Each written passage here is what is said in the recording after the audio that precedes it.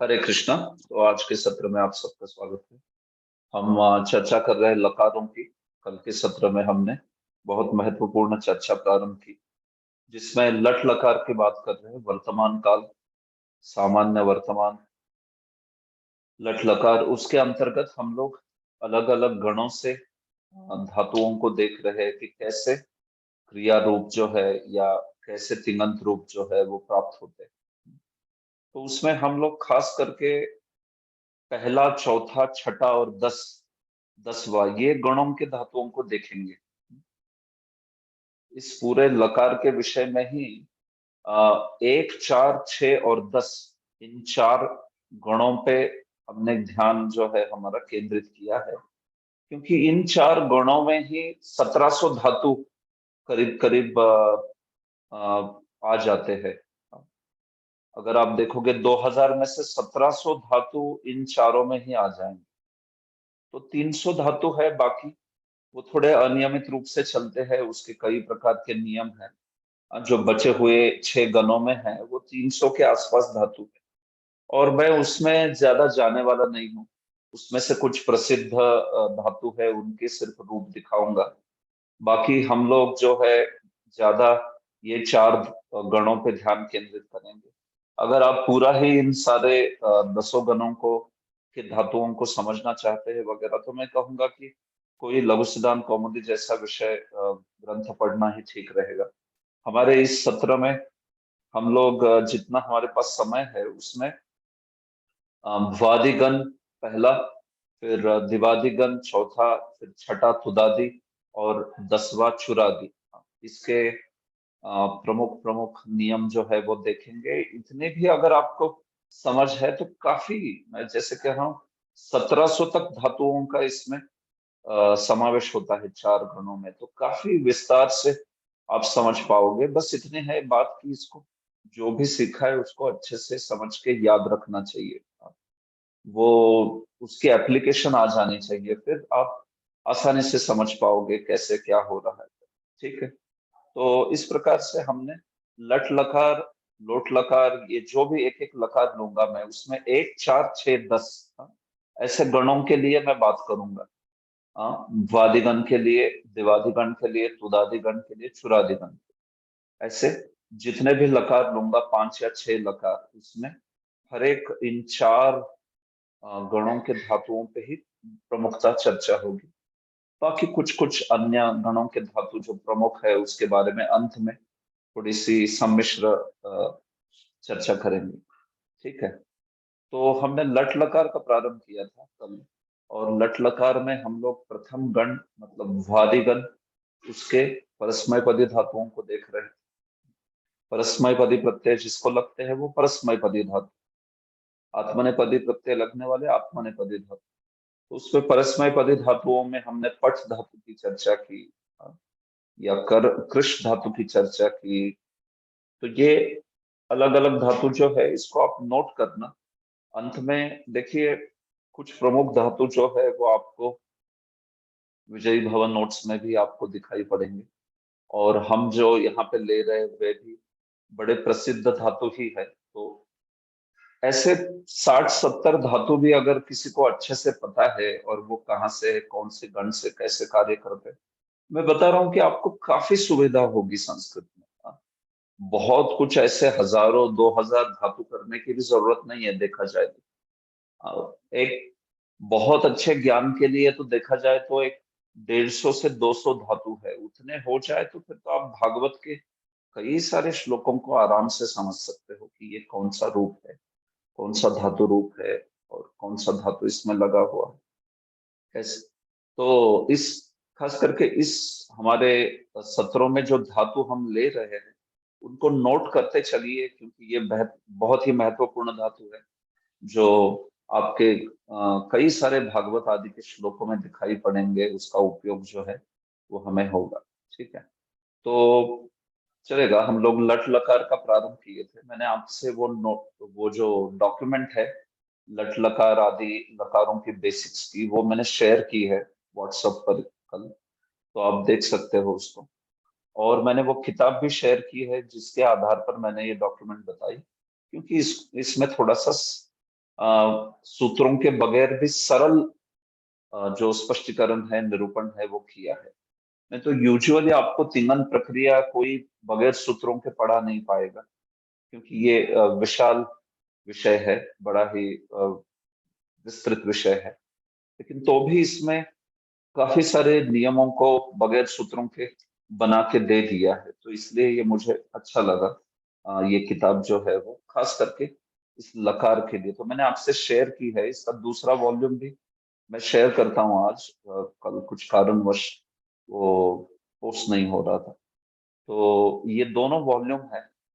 तो ये कई सारी किताबें हैं मैं दे रहा हूँ, जिससे भी जो भी अच्छा विषय है, जहाँ पे अच्छी चर्चा हुई है, वहां से आपको समझाने का प्रयास करता हूँ। ठीक है, तो ये रेफरेंस बुक आपको दिए है मैंने। जो भी आप में से रुचि रखता है वो जाके वो जो विषय है उनको वहां से अच्छे से पढ़े। जैसे एंजॉयबल संस्कृत ग्रामर दी गई है आपको, या फिर विजयी भवन नोट्स भी आपको प्राप्त है।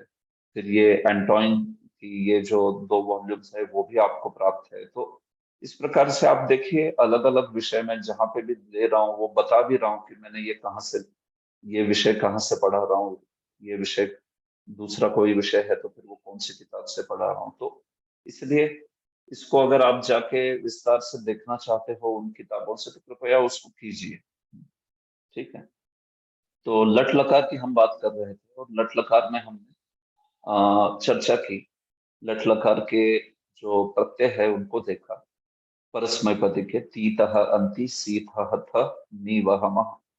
और इसमें अंग कैसे बनता है इसकी भी चर्चा की हमने, है कि नहीं? हाँ, इसमें अंग बनते हुए क्या होता है, तो उसके नियम जो है उस डॉक्यूमेंट में दिए हैं। तो उसको मैं अभी एक बार फिर से दोहराता हूँ और फिर आगे बढ़।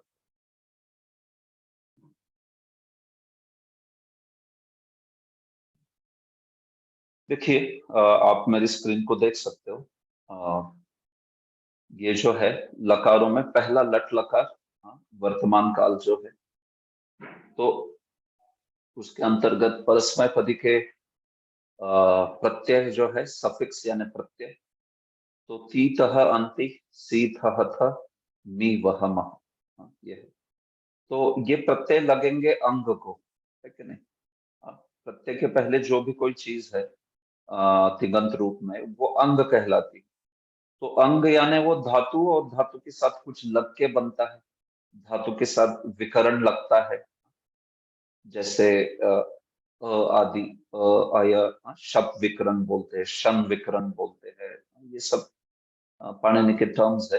तो उसको, धातुओं को विकरण आदि लग के कैसे अंग बनता है, इसकी प्रोसेस हमने कल देखी, लट लकार के लिए खासकर। और यही विधि और चार लकारों के लिए होगा, तो बड़ा आसान है। आप लट लकार थोड़ा हम विस्तार से देख रहे हैं, उसके बाद में आगे के लकार देखोगे कि यही विधि है, उसमें कोई ज्यादा अंतर नहीं है। अंग कैसे बनता है, ठीक है? तो देखिए, अंग में अगर कोई धातु है और उस धातु में अंतिम स्वर है, तो उसका गुण हो जाता है। या फिर मानिए अंतिम स्वर नहीं है, अंतिम व्यंजन है, तो उपांत्य देखना चाहिए, अंतिम के पहले उपांत्य। वो उपांत्य अगर रस्व है तो उसका भी गुण होगा, उपांत्य रस्व स्वर। जैसे हमने जी धातु देखा, जी का जय होगा, रूह का रोह होगा। उपांत्य रस्व स्वर के बाद में अगर संयुक्त व्यंजन आता है, जैसे निंद धातु में, तो वहां पे फिर हम लोग देखते हैं कि वहां पे गुण नहीं होगा, क्योंकि उसको ह्रस्व नहीं माना जाता है, फिर दीर्घ माना जाता है। ठीक है, तो ये पहला नियम है, इस प्रकार से गुण करना आदि। और उसके बाद में विकरण जो है वो ऐड किया जाता है। तो विकरण, जैसे जे हुआ, जी का यहाँ पर आप जी देख रहे हो, वो क्या बन जाता है, वो गुण होके जे बन जाता है। तो जे प्लस अ विकरण जो है वो तो बन जाता है जय। या रोह प्लस अ रोह, रोह मतलब चढ़ना, जैसे आरोहण होता है। जी मतलब जीतना। हाँ? निंदा मतलब क्रिटिसाइज, निंदा करना, ऐसे। तो उस सब में विकरण अ लगा, जय रोह निंद ऐसे बना। तो वादिगण में ये विकरण होता है अ। जब दिवादिगण के उदाहरण देखेंगे तो ये विकरण य होगा। तुदादिगण में ये अ फिर से, और फिर चुरादिगण में अय होगा। तो ये एक एक हम लोग धातु देखेंगे इसके, तब वो आप देख सकते। और फिर इस प्रकार से अंग बनने के बाद उस अंग के साथ प्रत्यय जोड़ दीजिए, बन गया आपका तिङंत पद। हाँ, अंग और प्रत्यय से बनता है तिङंत पद। तो ये प्रत्यय लगाते हुए अगर प्रत्यय अकार या एकार से प्रारंभ हो रहा है तो फिर विकरण जो है उसको त्याग देना चाहिए। अगर प्रत्यय मकार या वकार से प्रारंभ हो रहा है तो विकरण को दीर्घ कर देना चाहिए। हाँ, ये भी हमने कल देखा। जयति जयतः जयंती, जयसी जयतः जयत, जयामी जयावह जयामा। हाँ, ऐसे ये जो है पद बनते हैं। ठीक है, तो ये बात है। तो इसमें अभी देखिए एक उदाहरण लेके फिर आगे बढ़ेंगे।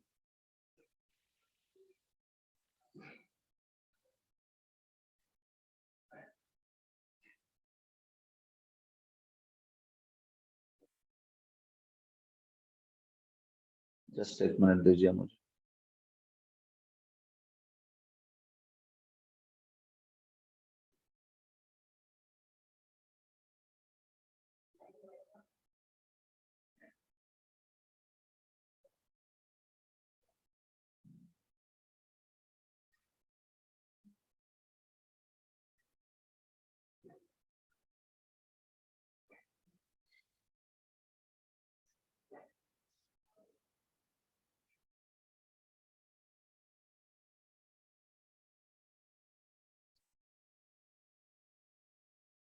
ठीक है, तो आप मेरी स्क्रीन देख सकते हैं। जैसे हमने अलग अलग धातु देख रहे हैं। प्रथम गण, जो कि भ्वादि गण है, और उसमें हम लोग परस्मय पदी देख रहे हैं। ठीक है, तो इसके अंतर्गत अलग अलग धातु देखे, पक्ष जैसा धातु देखा, त्यज जैसा देखा। तो देखिए भू धातु है, भू, ये भी प्रथम गण का है, परस्मय पदी है। या फिर सृ धातु है, सृ प्रथम गण का है, परस्मय पदी।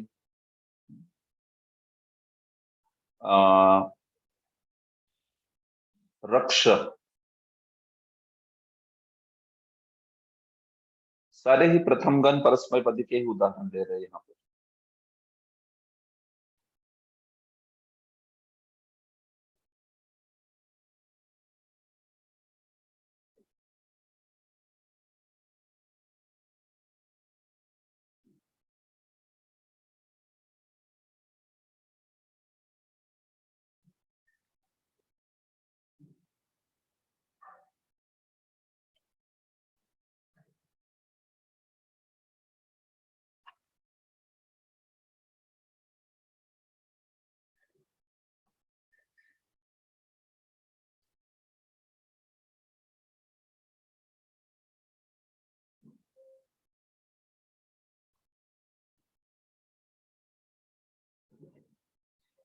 ठीक है,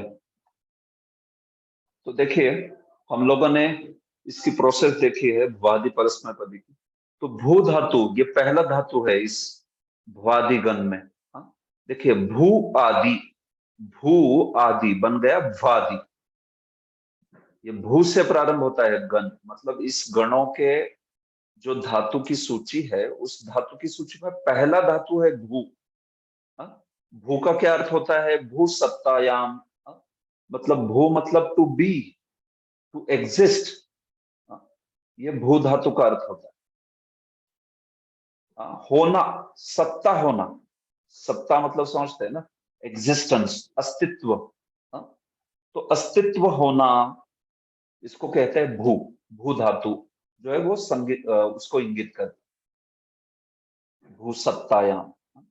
सत्ता यानी ये संस्कृत की सत्ता है। ये अन्य अन्य प्रादेशिक भाषा में उसका अलग अर्थ होता है। हम लोग संस्कृत में बोल रहे हैं सत्ता। सत्ता मतलब एग्जिस्टेंस, अस्तित्व। हाँ, उसका होना, इसको बोलते हैं। तो उस अर्थ में भू धातु प्रयोग होता है। तो भू जो है वो भी प्रथम गण परस्मैपदी है। तो भू से क्या अंग बनेगा, कोई बताना चाहेगा मुझे? भू से क्या अंग बनेगा? अचिंत्य बलराम प्रभु, आप बताएंगे भू धातु से क्या अंग बनेगा?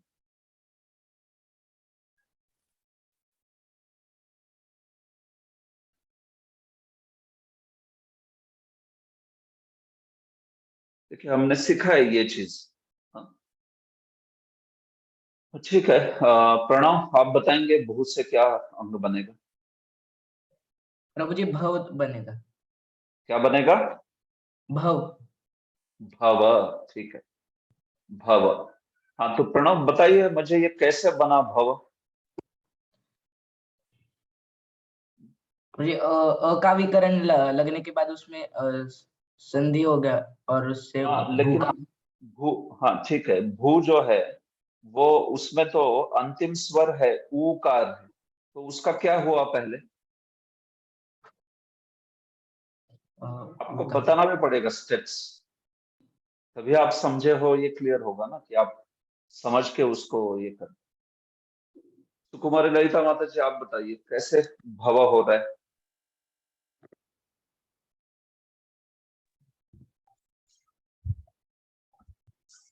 हरे कृष्ण प्रभु जी। जो बोलिए। मुझे समझ में आ रहा है तो भूख में जो है वो जो अंतिम है वो बड़ा ऊ है, दीर्घ है। तो ओके। फिर ये तो फिर ये एज इट इज ही रह जाना चाहिए, इसको एज मतलब भू ही रहना चाहिए जो। हाँ लेकिन क्या हमारा नियम वैसा बोलता है? हमारा नियम क्या कहता है? ऊ अगर वो बड़ा, बताया था कि जो अगर बड़ा रह जाता है तो फिर नहीं वो। नहीं नहीं, देखिए देखिए, पहला मैं यहाँ पे दिखा रहा हूँ आपको नियम। अंग का जो ये होता है, बनता है, तो क्या बोला है कि अंतिम स्वर या उपांत्य ह्रस्व स्वर गुण लेता है। हम ह्रस्व अंतिम स्वर नहीं बोल रहे हैं। ओके ठीक अंतिम है। स्वर हो या उपांत्य ह्रस्व स्वर गुण लेता है, तो क्या होगा? तो फिर तो ये आ रह जाएगा, तो उसकी वजह से जो है वो जो है दीर्घ होगा, भ प्लस उ, भ्ला प्लस उ, तो फिर अंतिम उपांत आ रहेगा, तो अ होने से वो दीर्घ होकर के बन जाएगा ए, गुण संधि के द्वारा ए बन जाएगा यहाँ पे। अच्छा, नहीं वैसा नहीं हो रहा है। सनातन गोविंद प्रभु, आप बताएंगे क्या हो रहा है? यस प्रभु, मैं कोशिश ओ, करता हूँ। ओ बन जाएगा, तो सॉरी।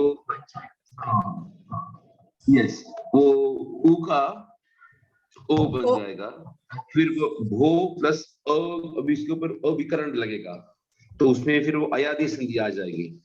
तो फिर वो ओ का अफ अफ बन जाएगा। सो भकार अफ, तो भ व मतलब लास्ट का व वकार हो जाएगा। सही बात है, एकदम सही। ठीक है, तो समझ गई आप भी माता जी। हाँ, भू है ना, तो ये ऊकार जो है उसका गुण होना चाहिए। तो हम जानते हैं ई का गुण मतलब ए होता है, ऊ का गुण ओ होता है। तो मतलब ये जो भकार है प्लस ओ बन गया भो। यहां तक आए हम। उसके बाद में विकरण ऐड करना है, भो प्लस अ, तो ये बन गई संधि अयादि। हाँ, अय, आय, अव, आव। तो अभी ये जो है भकार प्लस अव बन जाएगा, तो ये क्या हो जाएगा फिर? भव। प्रभु जी अभी भी वो जो ना पहला वाला जो गुण संधि वाला जो सेक्शन था वो क्लियर नहीं हुआ इसमें मुझे। भा को जब हम भू का संधि विच्छेद करेंगे तो भा प्लस उसका जो वो करेंगे, देखिए वर्ण ठीक विन्यास है, करेंगे। देखिए मैं बताता हूँ। गुण, जब गुण की बात करते हैं ना, तो गुण करना मतलब क्या होता है? देखिए गुणा वो तो करना मतलब, ऊ और आ मिलकर के ओ हो जाएगा, वो तो पता है प्रभु जी। एक मिनट आप मेरे को एक्सप्लेन करने दीजिए। देखिए ये जो अ है ना और फिर ए है, और ओ है। संस्कृत में इनको गुण बोलते हैं, गुण लेटर्स बोलते हैं, ये गुण के वर्ण है, उनको नाम दिया है, गुण वर्ण कहते हैं या गुण कहते हैं। तो जब कोई लेटर, कोई वर्ण जो है उसका गुण कर देना बोलना है, तो अ का गुण अगर मैं बोलता तो अ का गुण करो, तो वो अ ही रह जाता। ई का या दीर्घ ई का गुण करो बोलता हूं तो वो ए हो जाता है। उ या दीर्घ उ का गुण करो बोला तो वो ओ हो जाता है। ठीक है। तो अभी जब हम लोग इस धातु के पास आते हैं, भू धातु, ठीक है, तो भू क्या है? भकार प्लस उकार, ऐसा है। हाँ। तो ये जो ऊ है ना, इसका गुण करने को बोला है। ऊ का गुण मतलब ऊ जो है वो रिप्लेस होगा गुण वर्ण से। हाँ। ये जो ऊ है वो रिप्लेस होगा ओ से,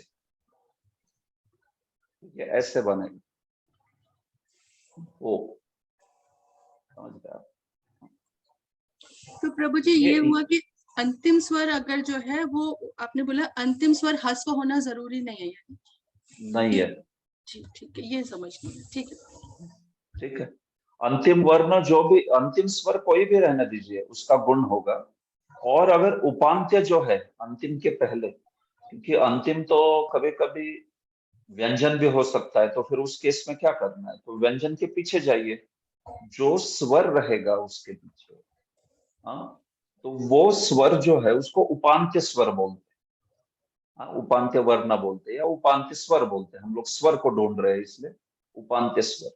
तो उपांत्य स्वर जो है वो ह्रस्व होना चाहिए या फिर अंतिम स्वर होना चाहिए, दोनों केस में उसका गुण होगा उसका। तो गुण मतलब, गुण होगा मतलब उसको गुण लेटर से, गुण से उसको रिप्लेस कर देना।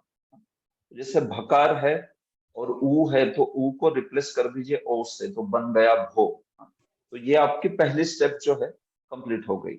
यहाँ पर ये जो दिखाई है डॉक्यूमेंट में पहली, जैसे जी की केस में दिखा दिया है,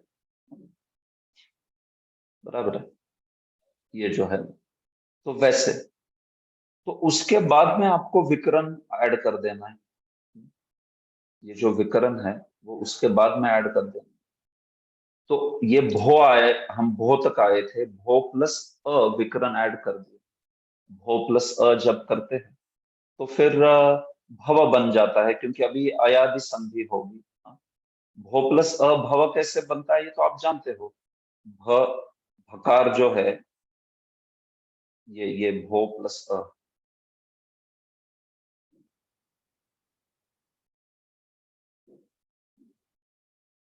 ये अयादि संधि है। ये भकार प्लस ओ है, प्लस अ आगे पहला वाला वो तो वैसा ही रहेगा।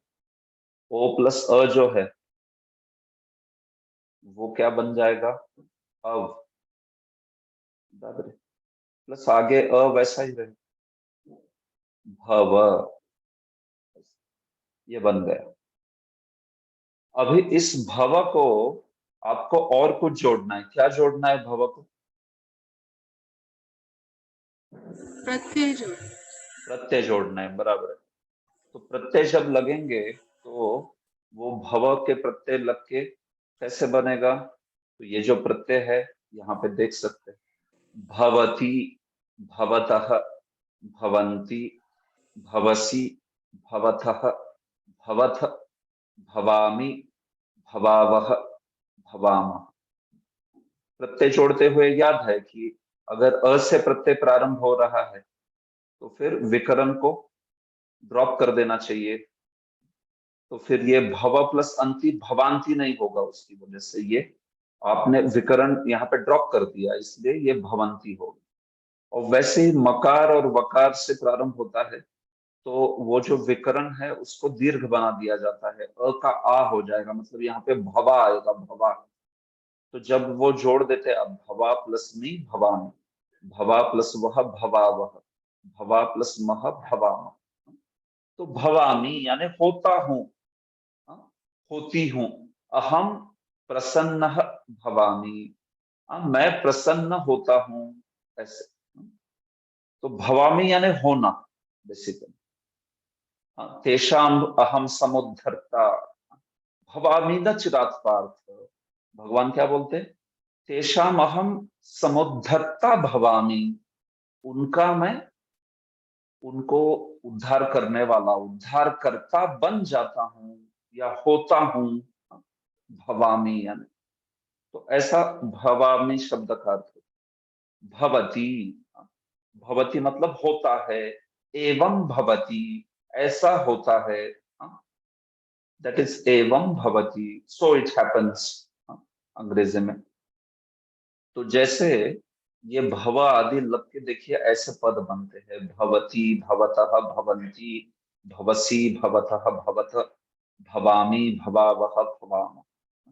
और फिर उसको उस कर्ता के अनुसार जोड़ देने से आपके वाक्य बनेंगे, अहम भवामी, आवाम भवावह, वयम भवामह, त्वम भवसी, युवाम भवतः, यूयम भवतः, सह भवति, तौ भवतः, ते भवन्ति। इस प्रकार से तो इसको कृपया अभी याद रख लीजिए। ये जो सारे सर्वनाम है ना, अगर आपने पहले लिखा नहीं है तो लिखिए इसको सबको। सह, तौ, ते, ये जो है प्रथम पुरुष की, और फिर त्वम, युवाम, यूयम, ये है सारे के सारे मध्यम पुरुष के। अहम, आवाम, वयम, ये है उत्तम पुरुष की। तो मैं बार बार प्रयोग करूंगा इस, सह भवती, अहम भवामी, तौ भवतः, यूयाम, युवाम भवतः, आवाम भवावह, यूयम भवथ, ऐसे ये सारे प्रयोग होंगे। बराबर है? इसके अनुसार ये यहाँ पे जो भी उसका चलेगा, जैसे भवती, भवतः, भवन्ति, भवसी, भवतः, भवथ, भवामी, भवावह, भवामह। तो ये जो सह है यहाँ लगेगा, तौ है यहाँ लगेगा, ते है यहाँ लगेगा, त्वम यहाँ, युवाम यहाँ, यूयम यहाँ, अहम भवामी, आवाम भवावह, वयम भवामः। इस प्रकार से ये हर बार देखेंगे हम अभी। तो इसको याद कर देना, ये सारे जो कर्ता ले रहे हैं हम यहाँ, प्रथम पुरुष का कर्ता, मध्यम पुरुष का कर्ता, और फिर जो उत्तम पुरुष है उसके कर्ता। तो इसको बार बार बार बार देख के आपको याद हो जाएगा। ठीक है प्रणव, क्या प्रश्न है आपका, बोलिए। प्रभु जी कुछ जगह पे मध्यम पुरुष में षटकार का श भी लगता है सी के जगह पे, मतलब जैसे क्रू धातु है उसमें करोशी हो जाता है।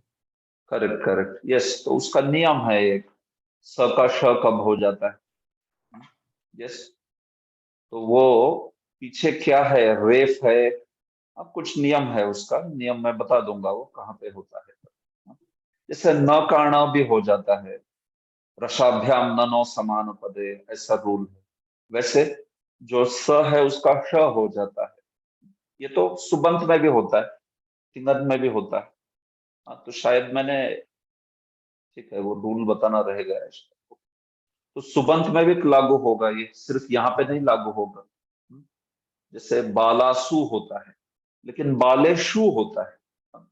तो एक जगह स हो गया, एक जगह श हो गया, कैसे हो गया वो, उसका नियम है। वैसे ही न जो है उसका ण हो जाता है, रामाणाम, लेकिन धेनु नाम, तो वो भी न का ण क्यों होता है ये मैं बता दूंगा इसमें। ठीक है, एक सिंपल सा रूल है, उसके कारण वो समझ जाता है कि कब स का श होता यस, थैंक यू है। प्रभु। तो इस प्रकार से ये जो पद है वो बनते हैं। ठीक है, तो भव ये बना भू से, तो अभी वैसे ही सिर जो है वो सिर, तो सुचारू मुरारी प्रभु, सिर से क्या बनेगा अंग? री का अर होना चाहिए और होना चाहिए, बहुत अच्छे। और फिर अ का विकरण लगाएंगे तो सर बनेगा, सर। सर बनेगा, करेक्ट। तो टोटल सर ऐसे होगा, बराबर है।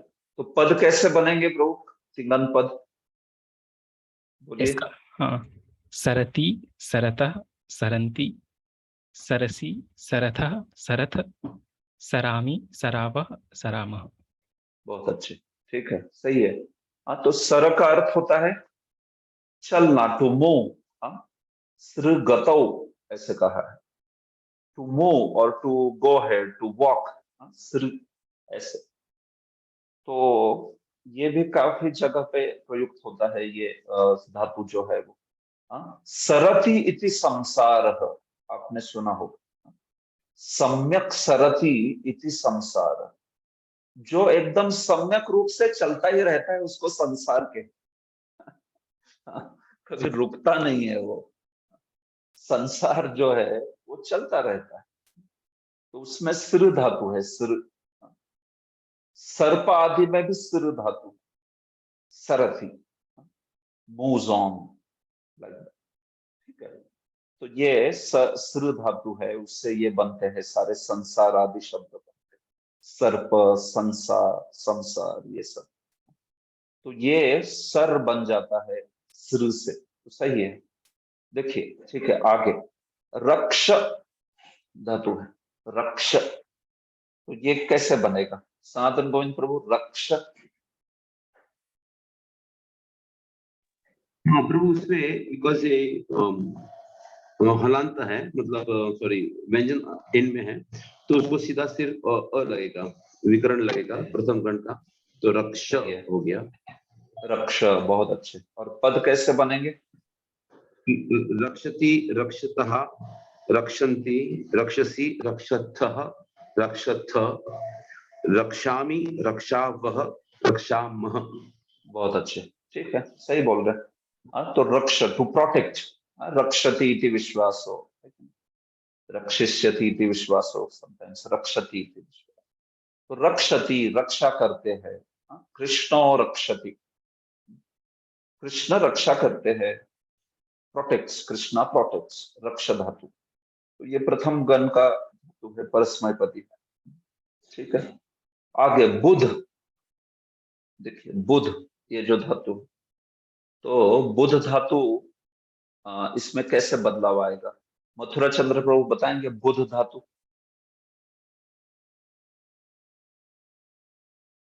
हरे कृष्णा प्रभु। ये प्रभु इसमें जो आखिरी है, तो आखिरी में तो व्यंजन है, तो उससे पहले में छोटा ऊ है, जो कि इसमें गण लग करके ये ओ हो जाएगा, ऊ से ओ जाएगा, तो बोधा हो जाएगा।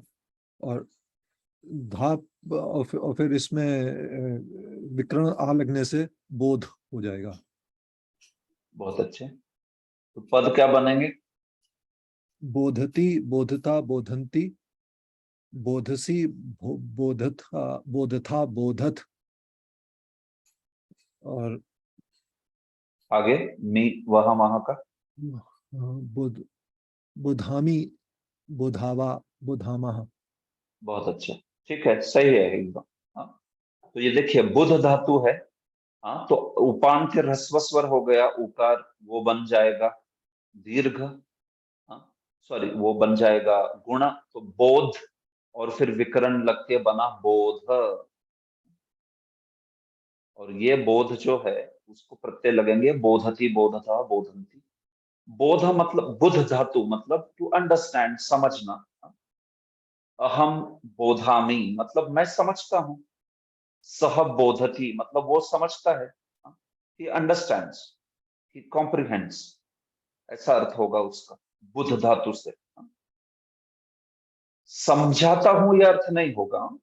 बोध यति अलग होता है, वो निचंत हो गया, वो मतलब किसी और को समझा रहा है, वो अलग हो गया, उसको प्रेरणार्थक बोलते हैं। बोधति जब कहते हैं मतलब समझता है, ही अंडरस्टैंड्स। सह बोधति, अहम बोधामि, वयम बोधामः, त्वम बोधसी, ऐसे अर्थ होता है। ठीक है, बुध धातु का। तो इस प्रकार से सुचारू मुरारी, तो यस। जी आपने वो उदाहरण दिया था निंद का, तो उसमें उपांत्य क्या है, वो नकार है या इकार है? हाँ, तो हम प्रभु उपांत्य स्वर बोल रहे हैं ना, उपांत्य स्वर। तो उपांत्य स्वर क्या होना चाहिए? उपांत्य स्वर लेकिन वो हम कितना पीछे तक जा सकते हैं उधर हाँ, तो backward वही करेक्ट। तो जब आप पहला स्वर पीछे जाते हो तो पहला स्वर जो है उपांत्य, मतलब आप अगर अंत में देखते हो व्यंजन, तो व्यंजन के पीछे जाइए, फिर से व्यंजन है, फिर से पीछे जाइए, जो you will come across first one, like, तो दैट इज उपांत्य। Okay please. ठीक है, तो यहाँ पे ईकार जो है ये निंद में हो जाए। और देखिए धातु ऐसे होते हैं ना, धातु थोड़े छोटे ही होते हैं, आपको धातुओं में ज्यादा स्वर नहीं मिलेंगे, 2-3 वगैरह। धातु बड़े छोटे से होते हैं, आगे भी देखेंगे, कोई रेयरली ऐसा बड़ा धातु होता है कि जिसमें आपको ज्यादा स्वर मिलेंगे, नहीं तो उपांत्य स्वर मतलब वो एक ही स्वर रहेगा उसमें। दो वर्णों के ज्यादातर धातु होते हैं, कभी कभार कोई बड़ा हो सकता है, बट अदरवाइज आपको मिलेंगे भी नहीं ज्यादा उदाहरण। ठीक है, तो जो भी पहला धातु, पहला स्वर आ रहा है, आप जब अंतिम से शुरू कर रहे हैं, तो पहला वर्ण मानिए व्यंजन निकला, दूसरा भी व्यंजन निकला, मतलब वो संयुक्त व्यंजन है, तो फिर उसके पीछे जाइए, कौन सा? निंद, जैसे उसमें इकार आया, तो इकार जो है ये ह्रस्व है, तो इकार ह्रस्व है तो उसका गुण होना चाहिए, लेकिन नहीं हुआ। क्यों? क्योंकि हमारा नियम कहता है कि अगर उस उपांत्य ह्रस्व के आगे संयुक्त व्यंजन है, तो फिर उसको दीर्घ ही मानते हैं, उसको नहीं मानते हैं ह्रस्व, और इसलिए वहां पे गुण नहीं होता। समझ गए प्रभु? Yes please, thank you. ठीक है, चलेगा। तो अभी देखिए खाद धातु, वैसे हाँ, खाद जो है यहाँ पे भी आप देखोगे तो ये वैसा का वैसा रहेगा, खाद। यहाँ पे देखोगे आप तो अंतिम जो है व्यंजन है, उसके पहले आ है, हाँ, वो ह्रस्व नहीं है, तो कोई चेंज नहीं होगा, खाद के साथ अविकरण लग के खाद बनेगा।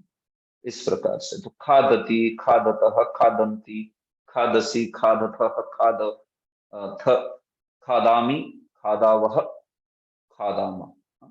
अहम मोदकम खादामि, मैं मोदक खाता हूँ।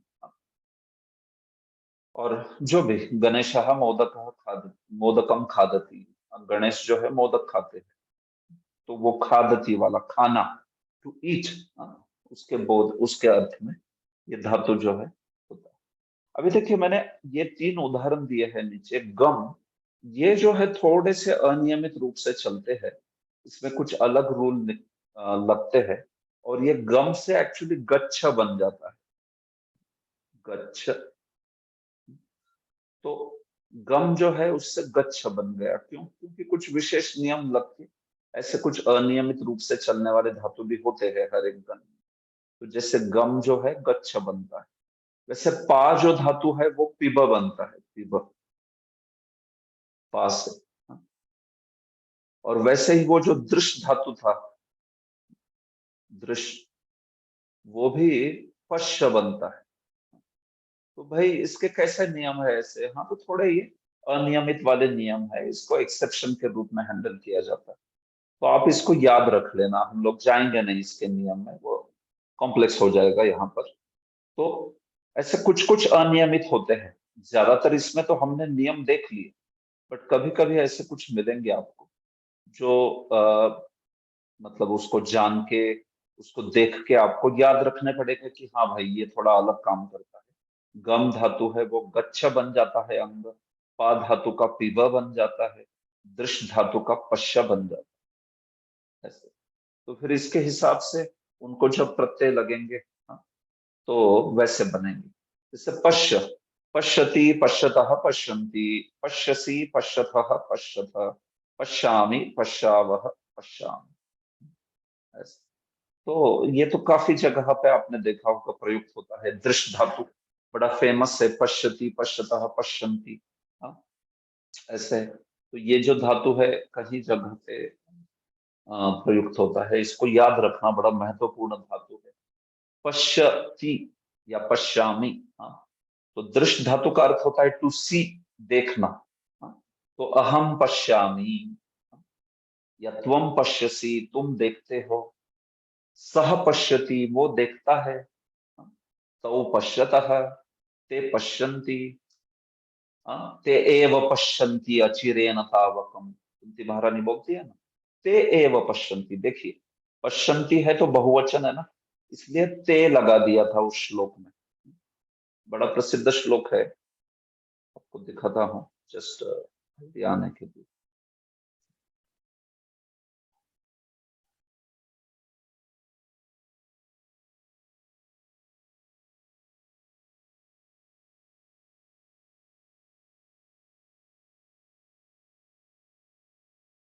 देखिए, शृण्वन्ति गायन्ति गृणन्ति अभीक्ष्णशः स्मरन्ति नन्दन्ति तवे हितं जना, ते एव पश्यन्ति अचिरेण तावकम भव प्रवाहो परमं पदाम्बुजम्। सारे बहुवचन लट लकार के प्रयोग किए। शृण्वन्ति, गायन्ति, गृणन्ति, स्मरन्ति, नंदन्ति, और फिर ते एव पश्यन्ति, वही देखते हैं। ये त एव पश्यन्ति है वो, लेकिन वो ते एव है।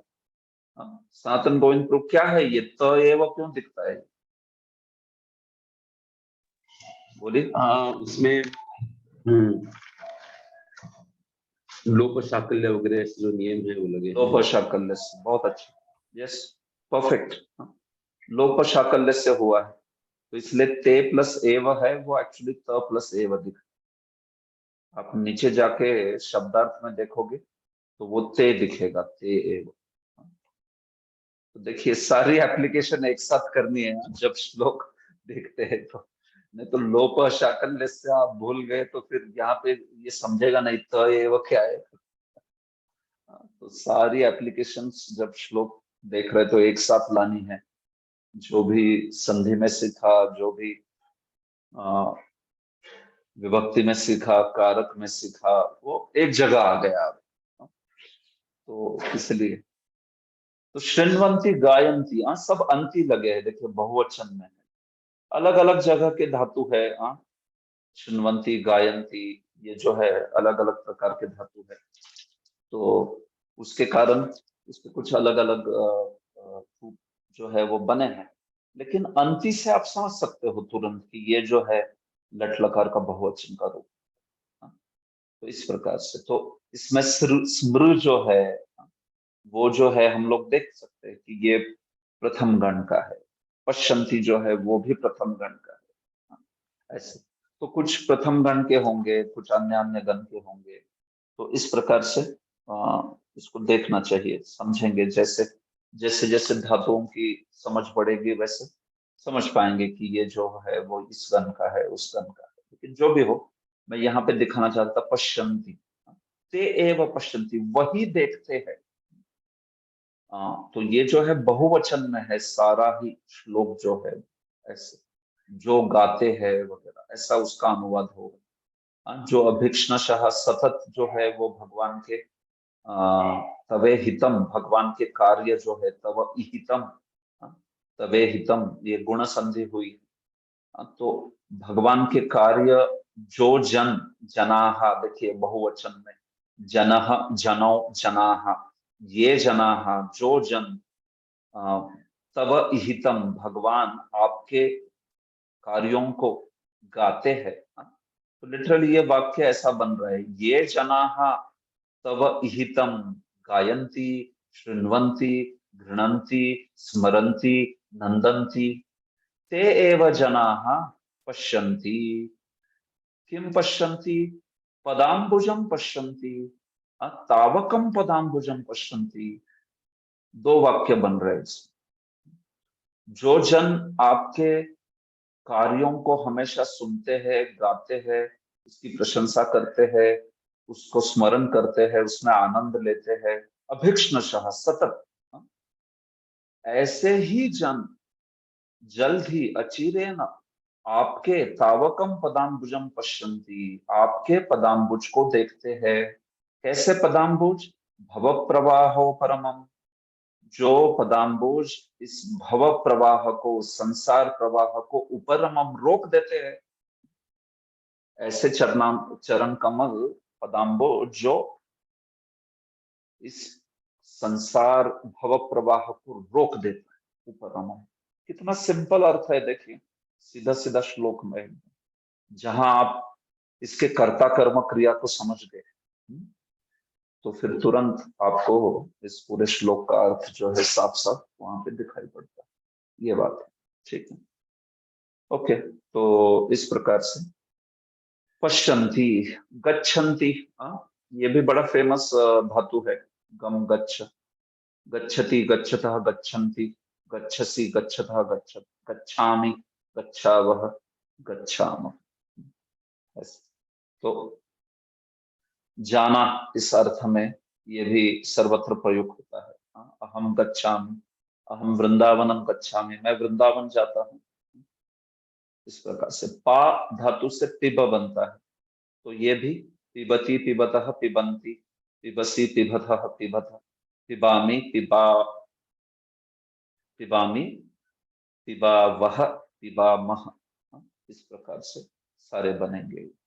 तो ये इन सारे धातुओं को अभी आप परिचित हो रहे हो, तो इनको याद रखिए, ये सर्वत्र दिखाई पड़ेंगे। काफी महत्वपूर्ण धातु जो है इस प्रकार से, ठीक है। इसमें और एक धातु देखा था हमने, कृष धातु, वो भी एक महत्वपूर्ण धातु, कृष। तो ये जो है श्री कृष्ण में जो हमारे कृष धातु है ना, देखिए ये कृष धातु है, दो जगह पे आएगा। एक कृष धातु यहाँ पे आता है, फिर छठे गण में भी आएगा। यही कृष जो है वो छठे गण में भी आएगा, तो उसको देखेंगे हम लोग वहां पर। उस पे वहां पे अलग अर्थ होता है उसका, कृष का। तो वहां पे जब आएगा तब देखते हैं। ये कृष यहाँ पे अर्थ होता है टू पुल और टू अट्रैक्ट। तो जो कृष्ण में है वो ये है, टू पुल और टू अट्रैक्ट, टू खींचना, अपनी ओर खींचना, आकर्षित करना, उस अर्थ में कृष धातु है। चूंकि ये प्रथम गण का है, इसलिए इससे कर्ष बनता है, कर्ष अंग बनेगा, और वो फिर इस इन सारे प्रत्ययों को लगेगा, कर्षति कर्षतः कर्षन्ति। तो कृष्ण जो है वो खींचते हैं, कर्षति ऐसा अर्थ होता है, जो खींचते हैं सबको। सर्वम कर्षति, सब चीज को खींचते हैं। सर्वान कर्षति, वा, तो जो सबको खींचते हैं अपनी ओर, अपने सौंदर्य आदि गुणों से, ऐश्वर्यस्य, समग्रस्य, वीर्यस्य, यशस्य, श्रिय, ज्ञान वैराग्य योग शन्नाम गतिंगना। तो सारे जो भग है छह, उनसे अपनी ओर खींचते हैं सारे ही जीवों को, सबको ही, सारी उनकी शक्तियों को, वो श्री कृष्ण।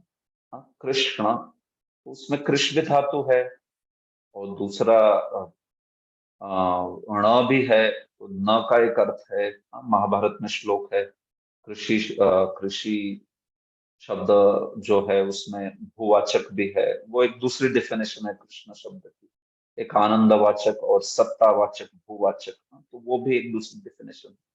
यहाँ पे कृष्ण धातु जो है टू पुल, खींचना, आकर्षित करना के रूप में इसका अर्थ होता है, और ये कृष्ण शब्द में भी ये प्रयुक्त हुआ, ठीक है। तो इस प्रकार से ये जो सारे धातु देखे हमने प्रथम गण के, इनके ऐसे रूप बनते हैं, ठीक है।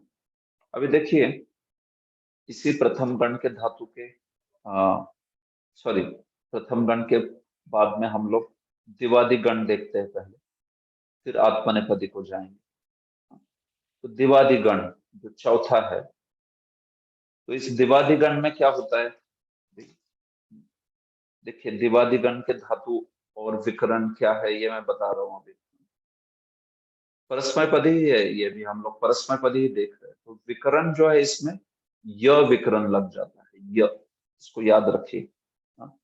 पहले भवादि में अ लगता है तो इसमें य लगता है। और इसके धातु देखिए, जैसे अस धातु है जिसका अर्थ होता है फेंकना, टू थ्रो। फिर दूसरा है नश, मतलब संहार कर देना, टू पेरिश, संहार हो जाना। तुष, तुष धातु है, तो तुष धातु मतलब प्रसन्न हो जाना, टू बिकम प्लीज्ड। अंग्रेजी में दे रहा हूं अर्थ। जस्ट नृत धातु है, नृत मतलब नाचना। नृत धातु जो है उसमें नाचना का अर्थ होता है। फिर पुष धातु है, पुष,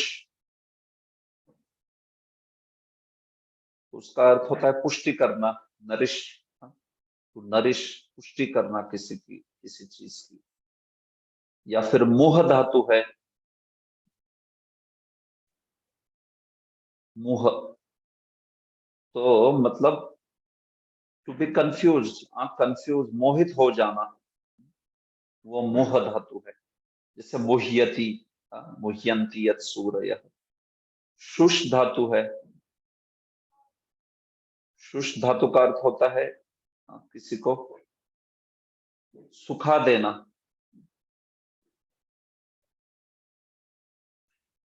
देखिए ये सारे दिवादिगण के धातु है, परस्मय पदी। अस मतलब फेंकना, नश मतलब नाश हो जाना, तुष मतलब खुश हो जाना, तुष्ट हो जाना, नृत मतलब नाचना, पुष मतलब पुष्टि प्राप्त करना, मोह मतलब मोहित हो जाना, शुष मतलब सुखा देना।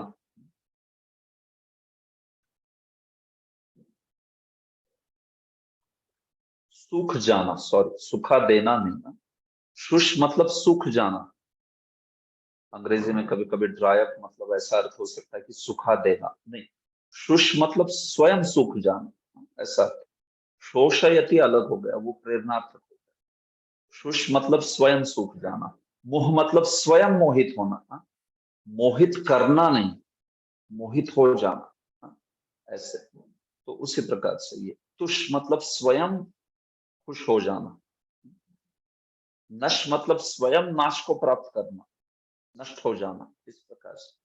तो ये सारे जो है दिवादिगण के धातु है, और इनको इसी प्रकार से लट लकार के रूप बनते हैं।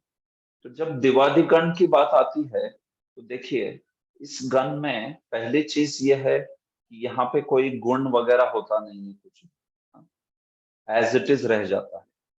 तो पहला नियम जो है इसमें कि जो अंतिम स्वर है या उपांत्य ह्रस्व है तो उसका गुण वगैरह कीजिए, ऐसा कुछ नहीं होता है। सिंपल स्ट्रेट है। लट लकार में दिवादिगण जो है वो वैसे ही बने रहते हैं, इसमें कोई बदलाव नहीं होता।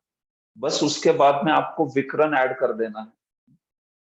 तो वो जो धातु है प्लस विकरण, यह जो है, और तीसरा अंत में आपको वो जो अंग है उस अंग के साथ में प्रत्यय डाल देने हैं। देखिए तो ऐसी ये प्रोसेस है। तो एकदम सिंपल, अस प्लस य, अस्य, अंग बना अस्य। नश्य, तुष्य, नृत्य, पुष्य, मुह्य, शुष्य। ठीक है, इतने सिंपल अंग है इसके, दिवादिगण के, इसमें कोई बदलाव नहीं होता बिल्कुल। तो इन सारों को लेके आप फिर इसको जो प्रत्यय है वो लगाएंगे तो उसके रूप बनेंगे वैसे वैसे। ठीक है, तो जैसे पहला अस्य अगर हम लोग लेते हैं तो अचिंत्य बलराम प्रभु बोलिए, अस्य अगर लेते हैं तो क्या रूप बनेंगे लट लकार में? बोलिए, परस्मय पद।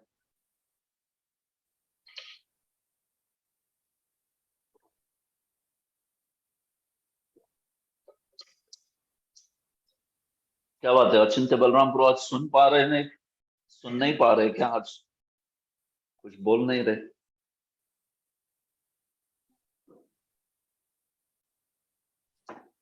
ओके, मणि ध्रुव प्रभु आप बताएंगे। अस धातु से अस्य अंग बना, तो अभी इसके रूप बोलिए क्या हो? हरे कृष्णा। यस, आया मुझे आवाज अभी? अभी आ रही है आवाज, बोलिए। अभी बोलूं क्या? हाँ बोलिए। अश्यति अश्यत अश्यन्ति, अश्यसि अश्यत अश्यत, अश्यामि अश्याव अश्यामः। ठीक है, बहुत अच्छे। ठीक है, तो इस प्रकार से फेंकना इस अर्थ में अस धातु होता है। हाँ? अस क्षेपणे,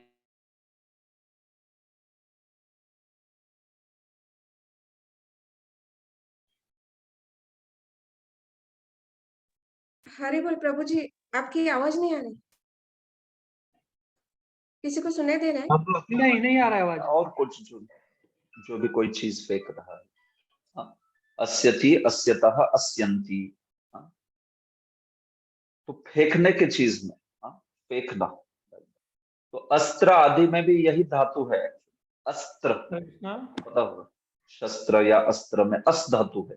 हाँ? फेंकना, क्षेपणे के अर्थ में। तो उसी प्रकार से नश धातु से नश्य। हाँ? अहम नश्यामि मतलब मैं नष्ट हो रहा हूं या नष्ट हो। हाँ, मैं नष्ट होता हूं, मैं नष्ट हो रहा हूं। या सह नश्यति मतलब वो ही इज पेरिशिंग, वो पेरिश हो रहा है। हाँ? खत्म हो रहा है, विनष्ट हो रहा है। हाँ? तत् नश्यति। हाँ? त्वम नश्यसि। हाँ? तुम जो हो, तुम्हारा विनाश हो रहा है, इस प्रकार से। तो ये नश्य जो है वो भी सर्वत्र दिखाई पड़ता है। हाँ? तुष धातु से भी तुष्यति। हाँ? अहम तुष्यामि, त्वम तुष्यसि, सह तुष्यति। तो माधव तुष्यति, माधव तुष्ट हो जाते हैं, ऐसे। माधव तुष्यति, राधा तुष्यति या राधा रानी प्रसन्न हो जाती है, कृष्ण तुष्ट या प्रसन्न हो जाते हैं। नृत्यति, नाचता है या नाचती है। नर्तक नृत्यति, नर्तकी नृत्यति। अहम नृत्यामि, त्वम नृत्यसि, इस प्रकार से। पुष धातु से भी पुष्य, पुष्यामि, पुष्यावह, पुष्यामः। तो कोई जो नरिश पुष पुष धातु है, उससे भी वैसे अर्थ में ही इज नरिश्ड, वो नरिश हो रहा है, मतलब उसकी पुष्टि हो रही है, ऐसे। मोह, मुह्यति। देखिए, मुह्यति मतलब मोहित होते हैं। सह मोह्यति, वह मोहित होता है। वे मोहित हो जाते हैं। जैसे मुह्यन्ति यत् सूरयः, यत् सूरयः मुह्यन्ति। जिन भगवान से, जिस परम सत्य से, यस्मात्, यस्मात् सूरयः मुह्यन्ति, जिस परम सत्य से सूरयः मतलब जो सूरी लोग है, बुद्धिमान लोग है, वे बुद्धिमान लोग भी मुह्यन्ति मोहित हो जाते हैं। जिनसे, जिनके द्वारा, ये न भी कहा जा सकता है, यस्मात् भी कहा जा सकता है। ठीक है, तो मुह्यन्ति। वैसे शुष धातु से शुष्यति, सह शुष्यति मतलब वो जो है वो सूख रहा है। ते शुष्यन्ति, वे सूख जा रहे हैं सब, ऐसे। तो इस अर्थ में ऐसे ये पद जो है वो प्रयुक्त किए जा सकते अलग अलग। अभी जब इसको प्रेरणार्थक करके होता है कि जब वो किसी और चीज का कारण बन जाता है, तो वो अलग है, वो निजंत कहते हैं उसको, वो अलग प्रत्यय होता है, वो हम लोग उसको कृदंत प्रत्यय में देखेंगे। तो इस प्रकार से ये सारे शब्द जो है ऐसे बनते हैं। इसमें बस कुछ कुछ अनियमित रूप से है, जैसे इसका पहला धातु ही अनियमित रूप से चलता है, दिव धातु, दिव। तो दिव का अर्थ होता है खेलना। दिव मतलब टू स्पोर्ट और टू प्ले। जैसे देव शब्द में भी ये धातु आता है, अलग अलग धातुओं के अर्थ होते हैं कभी कभी, लेकिन देव शब्द जो टू प्ले और टू स्पोर्ट, मतलब खेलना, जो हमेशा खेलते रहते हैं, जो आनंद में रहते हैं, those who are sporting always, उनके पुण्य से वो खेलते रहते हैं। दिव्यंती, दिव्यंती इति देवाः, ऐसे कहते हैं, जो हमेशा क्रीड़ा करते रहते हैं, वो देवा ऐसे। या उसका और एक अर्थ होता है दिव्य, मतलब चमकना भी, जो बहुत चमकता है उसको भी देव कहते हैं, जिसमें कुछ दिव्य आभा है, प्रकाश है, उसको भी देव कहते हैं। ठीक है, तो दिव धातु है ये, जब अंग बनता है तो इसको दिव्य ऐसे बनता है, थोड़ा दीर्घ, द जो है वो दीर्घ में बन जाता है, और फिर वह को यह लगता है दिव्य।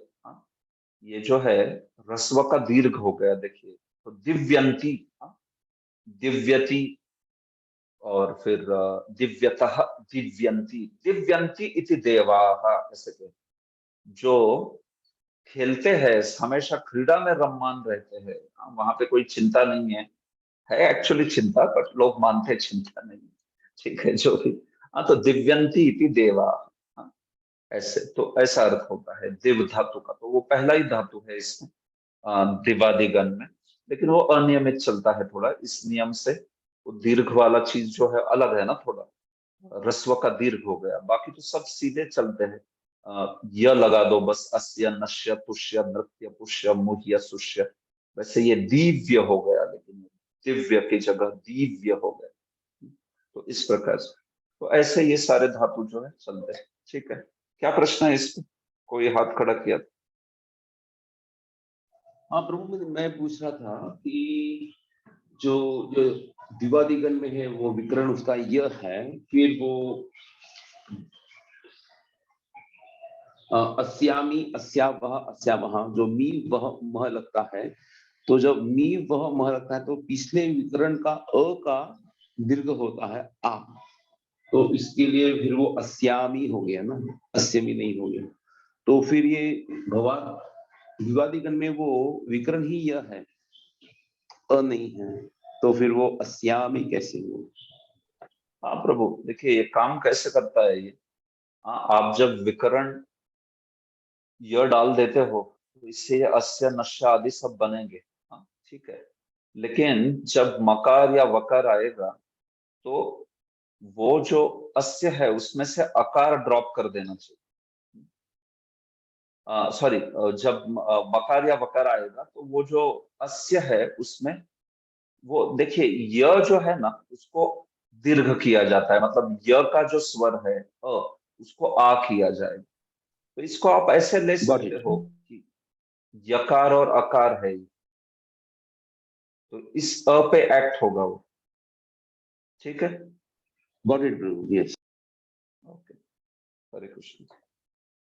तो ये सारे जो है ना उसी प्रकार से चलेंगे जैसे पिछले बार भी था, जहां पे भी अंत्य आएगा तो वहां पे वो जो अस्य में से अंतिम अ आ रहा है उसको ड्रॉप करना पड़ेगा ताकि वो अस्यंती रहेगा, और मकार वकार आएगा तो वो अस्य को आ बना दीजिए तो अस्या हो जाएगा, अस्यामी अस्यावह अस्यामी।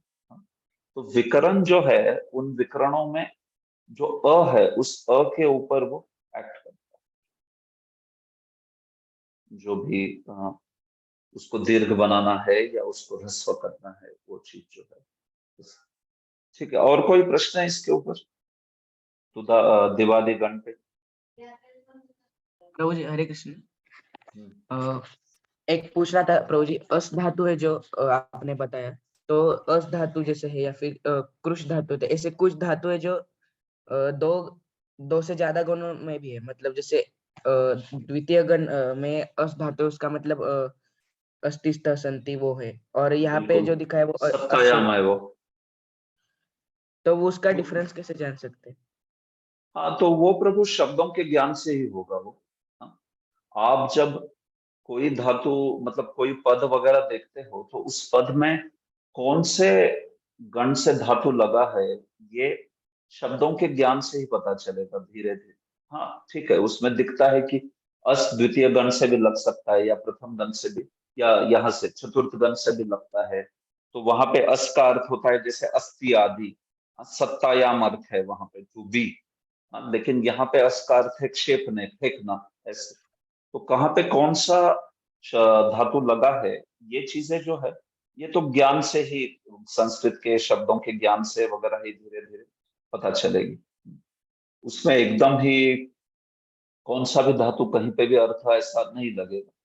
तो जहां जहां स्पेशली ऐसे दो गणों में आते हैं धातु, तो वहां पे आपको देखना पड़ेगा कौन से गण में कौन से शब्दों में कौन से गण का धातु प्रयोग हुआ है। तो इसलिए शब्दों के ज्ञान में थोड़ी भाषा का ज्ञान भी जरूरी है।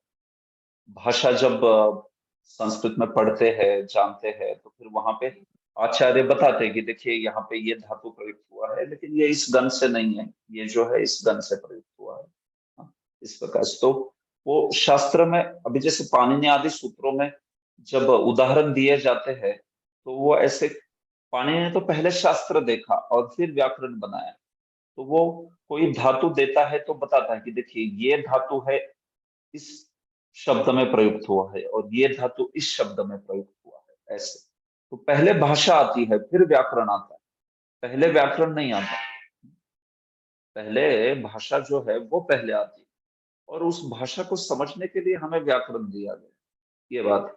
तो इसलिए शब्द ब्रह्म पहले है, व्याकरण बाद में। तो जो शब्द है, उस शब्द में कौन सा धातु लग गया, ये पहले निर्धारित हुआ है ऑलरेडी वेद आदि के द्वारा, और हमें बस जानना है कि वो कौन सा धातु वहां पे उपयुक्त हुआ है। तो ये ज्ञान जो है भाषा के माध्यम से, आप कौन सा ग्रंथ पढ़ रहे हो तो उसकी टीका आदि के माध्यम से आपको समझेगा। ठीक है प्रभु? यस प्रभु, हरे कृष्ण। ओके, हरे कृष्ण।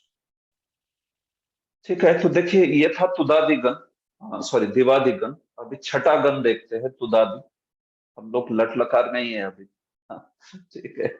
तो इसलिए तिङन प्रक्रिया जो है विस्तार से है, मैं बोल रहा था कि थोड़ी इसमें हर चीज में थोड़ा सा विस्तार है। तुदादि गण, तुद आदि धातु है इसमें, तुद से प्रारंभ होने वाले, तुद आदि, तुदादि गण। तो इस गण में क्या होता है, इस गण में भी वैसे ही है, कुछ भी इसमें बदलाव नहीं होता है, कुछ गुण आदि कुछ काम नहीं करता यहाँ पर। पहली चीज, गुण आदि कुछ भी यहाँ पे होता नहीं। दूसरा, जो विकरण है वो अविकरण लगता है।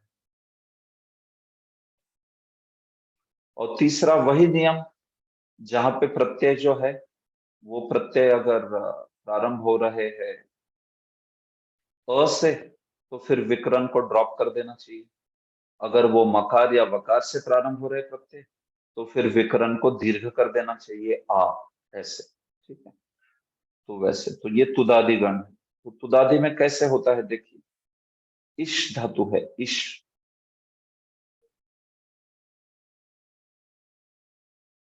या प्रच्छ धातु है,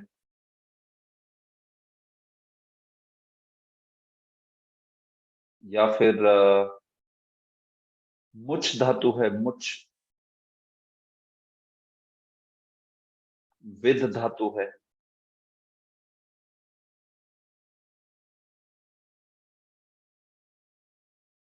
तुद, तुद तो पहला ही है इसमें, ये भी धातु है। तो तुदादि गण में किसी का गुण आदि होता नहीं, अंतिम स्वर रहने दीजिए या रस्व रहने दीजिए, दीर्घ जो भी कुछ है, नो प्रॉब्लम, वो कोई काम करेगी नहीं चीज। विकरण जो है वो अ लगता है, और अंग के साथ प्रत्यय जुड़ के बनेंगे सब।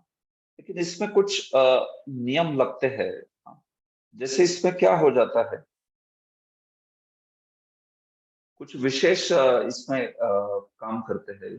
तो इश धातु है, इश का अर्थ होता है टू डिजायर, टू विश, इच्छा करना, इश धातु का अर्थ होता है। तो इस इश का जब अंग बन जाता है तो थोड़ा अनियमित चलता है, ये इच्छा बनता है। इश जो है ना वो इच्छा बनता है, इच्छ, जैसे इच्छा आदि वो होता है ना, वो सारा जो है इससे बनता है। प्रच्छ जो है हाँ, इसको भी आप देखोगे तो पृच्छ बन जाता है। पृच्छ अंग जब बनता है ना, इच्छ पृच्छ, ये जो है मुच, उसमें मुंच हो जाता है, ये विंद हो जाता है, और ये तुद जो है वो वैसा ही रहता है, तुद।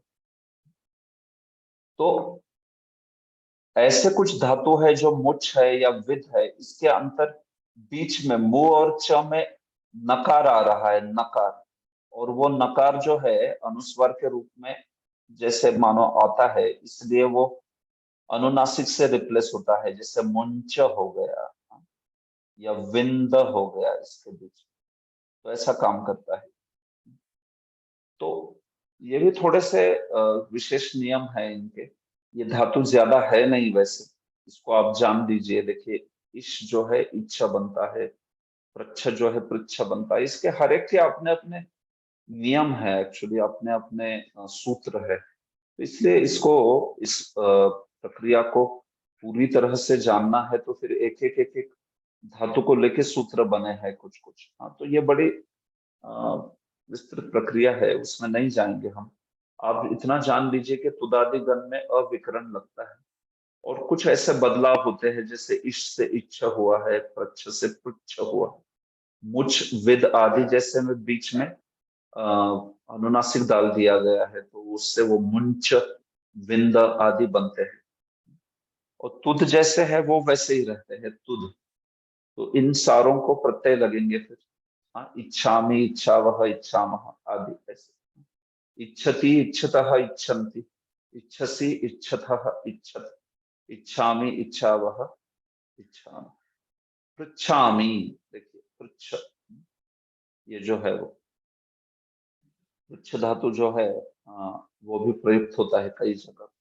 हाँ, जैसे कृष्ण को अर्जुन कहते हैं, पृच्छामि त्वाम धर्म सम्मूढ़ चेत, कार्पण्य दोषोपहत स्वभाव, पृच्छामि त्वाम, अहम त्वाम पृच्छामि, मैं तुम्हें पूछता हूँ हे कृष्ण।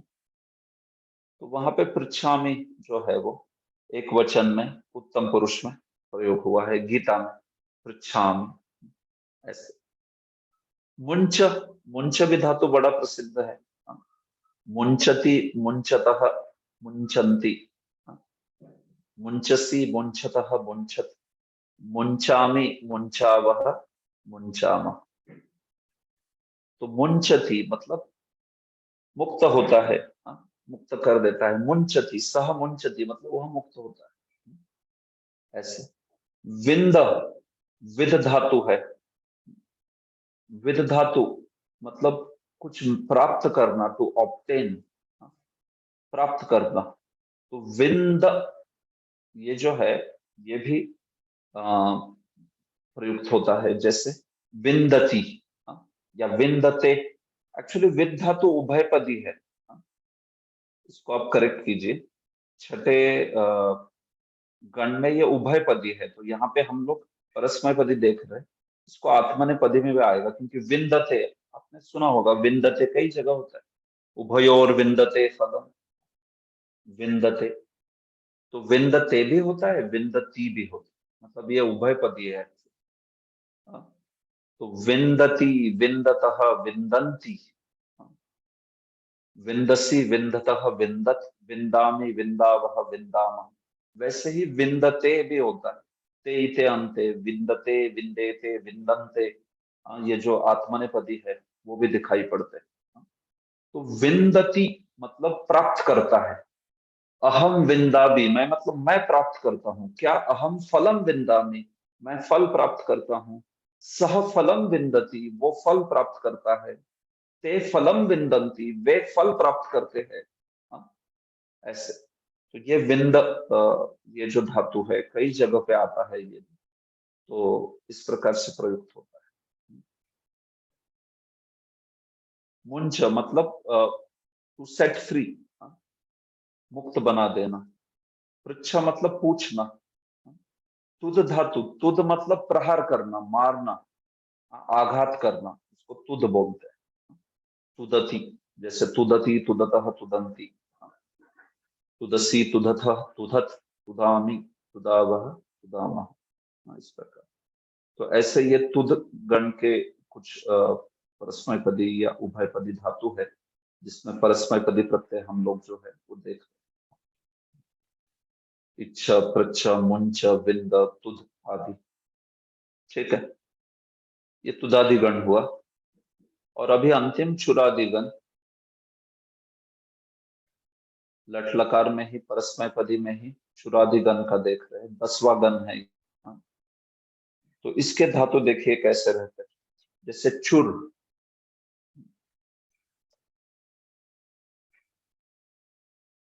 या फिर ध्रुव,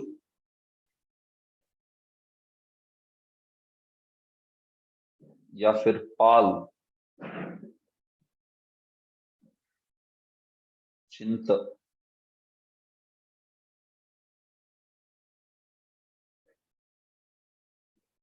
दंड,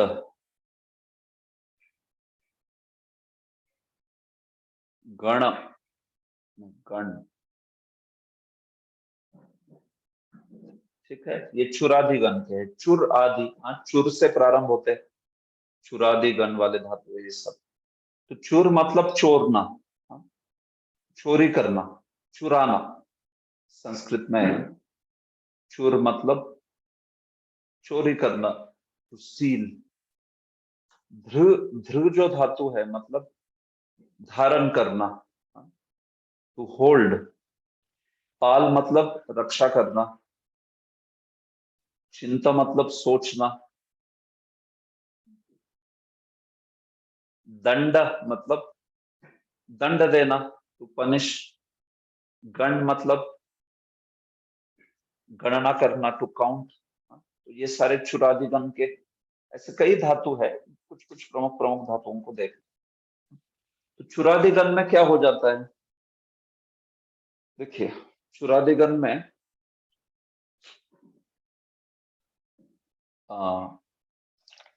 जो नियम हमने देखे उसमें देखिए ये जो मैंने डॉक्यूमेंट दिए आपको, उस डॉक्यूमेंट में मैंने आपको बेसिक जो प्रथम भुवादि गण है उसका समझाया है। और उसके बाद में जो मैंने दिए हैं उदाहरण दूसरे अन्यान में, वो उदाहरण जो है यहाँ पे आप देख सकते हो। जो किताब दी है मैंने आप लोगों को, जस्ट एक मिनट।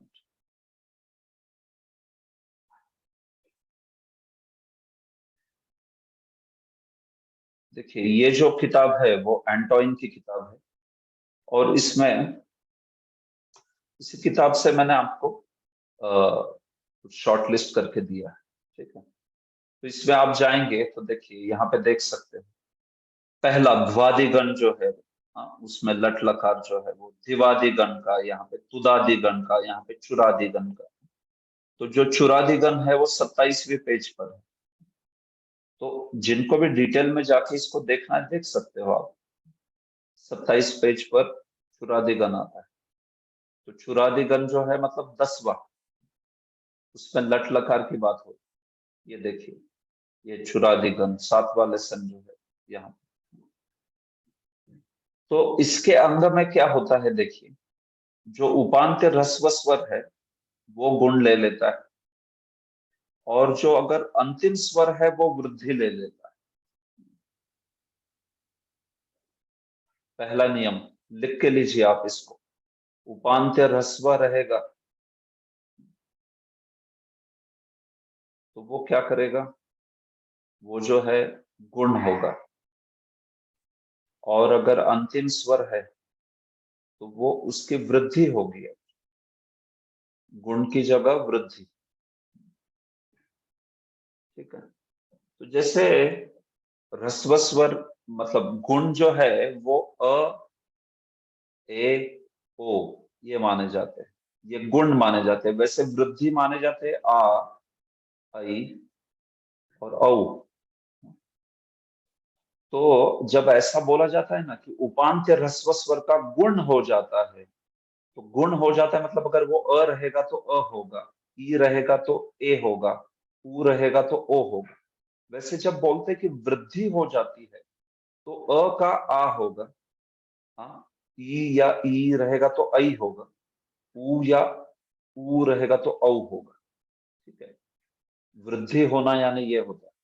अ रहेगा तो आ बनेगा, ई या ई रहेगा तो ऐ बनेगा, ऊ या ऊ रहेगा तो औ बनेगा, ऐसे। तो इसमें पहला नियम चुरा देना ऐसा है कि उपांत्य ह्रस्व रहेगा तो गुण होता है, अंतिम स्वर रहेगा तो वृद्धि होती है। प्रभु जी रू के लिए क्या बनेगा?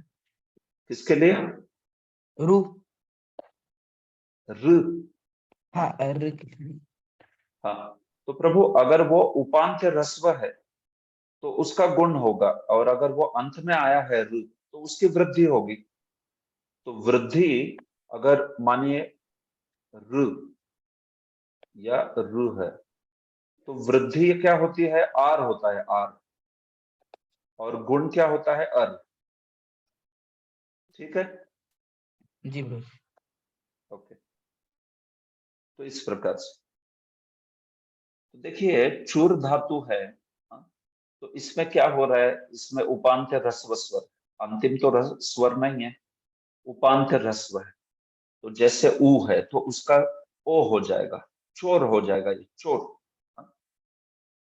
और फिर उसमें विकरण लगेगा, ठीक है। तो अभी चुरादिगण का विकरण देखिए क्या है। चुरादिगण का जो विकरण है वो है अय, अय। जो भ्वादिगण था उसका अ था, दिवादिगण का य था, फिर तुदादिगण का अ था, और फिर चुरादिगण का अय। तो ये जो है चुर, इसका देख रहे हैं हम लोग, बराबर है। तो पहले तो चुर का चोर हो गया, और फिर उसमें विकरण लगा, बन गया चोरय, ठीक है, चोरय ऐसा बन गया। अभी इस चोरय को आप जो है प्रत्यय लगाएंगे, तो चोरयति, चोरयतः, चोरयन्ति, चोरयसि, चोरयथः, चोरयत्, चोरयामि, चोरयावः, चोरयामः। तो अगर बोलना है कि मैं चुराता हूं कुछ, तो अहम चोरयामि। श्री कृष्ण चुराते हैं, हरि जो है चुराते हैं कुछ, तो बोलना है हरि ही चोरयति, ऐसे बनता है, चोरयति। और फिर वही रूल जो है वो अंति रहेगा, तो फिर आपको अ ड्रॉप करना है, फिर वो चोरयंती ही रहेगा। म या व से अगर प्रत्यय शुरू होते हैं तो अ का आ हो जाएगा, चोरयामी, चोरयावह, चोरयाम, इस प्रकार से, ठीक है। तो ये, तो अभी देखिए ध्रु धातु है, ध्रु। तो ध्रु धातु देखिए क्या होगा। हाँ, उपांत्य ह्रस्व रहेगा तो गुण होगा, अंतिम स्वर रहेगा तो वृद्धि होगी। हाँ, तो सुचारू मुरारी प्रभु आप बताएंगे ध्रु धातु का क्या होगा? पहले तो उसका धार बनेगा प्रभु जी। र है तो उसका वृद्धि होके आर होगा वो। बराबर है, धकार प्लस आर बनेगा ये, तो क्या होगा? तो पहले तो धार हो गए, धार। धार हो गया, बहुत अच्छे। उसमें फिर विकरण अय लगाएंगे तो धारय। धारय, बहुत अच्छे। तो पद क्या बनेंगे? धारयति, धारयतः, धारयन्ति, धारयसि, धारयथः, धारयथ, धारयामि, धारयावः, धारयामः। बहुत अच्छे, ठीक है।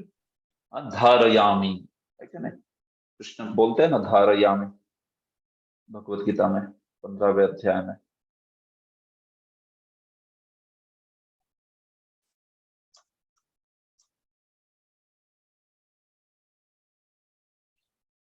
गामाविश्य च भूतानि धारयामि अहम ओजसा।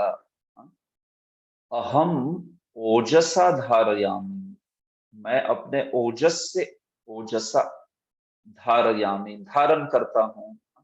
किसको? भूतों को, जीवों को धारण करता हूं। गामाविश्य च भूतानि, अहम भूतानि धारयामि, मैं जीवों को धारण करता हूं, या मैं जीवों को, मतलब जीवों का आधार बनता हूं, ऐसा। धारयामी देखिए ये जो है चुरादिगण का धातु, इसमें लट लकार का उत्तम पुरुष एक वचन प्रयुक्त हुआ है ऐसे। तो धारयाम या धारयति है, धारयति, धारयसी, कई जगह पे प्रयुक्त होते हैं ये सारे जो। ठीक है, आगे देखिए पाल। हाँ, तो पाल बड़ा सिंपल है। पाल जो है वो, इसमें उपांत्य ह्रस्व स्वर नहीं है, उपांत्य ह्रस्व नहीं है और अंतिम भी नहीं है, तो ऐसा ही रह जाएगा पालयति, पालयति, पालयतः, पालयन्ति। हाँ? चिंत, देखिए चिंत में क्या होगा, जो चिंत है इसमें उपांत्य ह्रस्व जो है वो उपांत्य है, लेकिन उसके पश्चात यहाँ पे ये जो कंपाउंड संयुक्त व्यंजन है वो आ गया, तो इसकी वजह से ये क्या होगा, इसको ह्रस्व नहीं माना जाएगा और इसका गुण नहीं होगा, तो वैसा का वैसा रह गया। तो चिंत प्लस अय, चिंतय, चिंतय, चिंतयति, चिंतयतः, चिंतयन्ति, चिंतयसि, चिंतयथः, चिंतयथ, चिंतयामि, चिंतयावः, चिंतयामः। चिंतयामि कहाँ पे है, एक श्लोक में है ना चिंतयामि। यस, कौन बताएगा? मुकुंदमाला स्तोत्र में एक श्लोक है ना, चिंतयामि हरिमेव संततम मंदहासमुदिताननाम्बुजं नंदगोप तनयम परात्परम नारदादिमुनि वृंदवन। देखिए ये श्लोक जो है वो ये रथोद्धता छंद का है। जैसे रथ ऊपर नीचे जाता है ना, वैसे ये श्लोक गाया जाता है। चिंतयामि हरिमेव संततम मंदहासमुदिताननाम्बुजं नंदगोपतनयं परात्परं नारदादिमुनिवृंदवन्दितम्, ऐसे गाया जाता है। तो चिंतयामि ये जो है यहाँ पे देख सकते हैं चुरादिगण का धातु, चिंतयामि, अहम चिंतयामि, क्योंकि मुकुंदमाला स्तोत्र में कुल शेखर के है अहम हरिम संततम एव चिंतयामि। यहाँ पे करता हुआ अहम, हरिम हो गया कर्म और क्रियापद है चिंतयामि, और बाकी सारे पद है उस हरि के क्वालिफायर्स है। कैसे हरि, कीदृशम हरिम, मंदहासमुदिताननाम्बुजं हरिम, नंदगोपतनयं हरिम, परात्परम हरिम, नारदादि मुनि वृंद वंदितम हरिम। देखो कितना सिंपल हो गया। अहम हरिम चिंतयामि, इतना ही है इसमें। अभी वो हरि जो है उनके सारे विशेषण बोल दिए, सारे के सारे। तो अहम संततम एव हरिम चिंतयामि, कीदृशम हरिम, कैसे हरि भाई, तो सारे उनको बाकी 3 लाइन उनके विशेषण हो गए। बस हो गया श्लोक एकदम। यस, क्या प्रश्न है इसके ऊपर, बोलिए।